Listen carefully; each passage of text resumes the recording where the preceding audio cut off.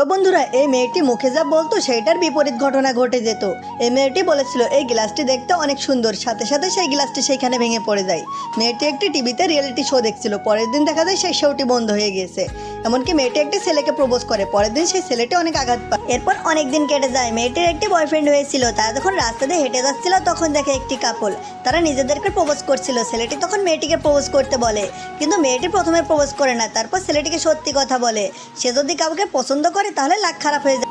তো বন্ধুরা, তুমি যদি আল্লাহকে ভালোবেসে থাকো চ্যানেলটি সাবস্ক্রাইব করো আর লাইক কমেন্ট শেয়ার করে দাও। ছেলেটি মেয়েটিকে আরও বলে সে যদি তাকে প্রপোজ না করে সে তাকে ছেড়ে চলে যাবে। এরপর মেয়েটি তাকে পেছন থেকে প্রপোজ করে, কিন্তু ঠিক তখনই তার উপরে ব্যাড লাক চলে আসে। ছেলেটি তখন ধাক্কা খেয়ে রাস্তায় পড়ে যায় আর একটি স্কুটি তার পাশ দিয়ে চলে যায়। মেয়েটি ভাবে ছেলেটি তাকে ছেড়ে গিয়েছে, কিন্তু ঠিক একটু পরেই ছেলেটি তাকে এসে বিয়ের জন্য প্রপোজ করে, কিন্তু মেয়েটি তখন তাকে বলে সে তাকে ছেড়ে গিয়েছিল, কিন্তু আসলে ওই স্কুটিওয়ালা ছেলেটির কাছ থেকে রিং চুরি করে নিয়ে গিয়েছিল। এরপর মেয়েটি ফুলটি গ্রহণ করে আর তার সাথে বিয়ে করার জন্য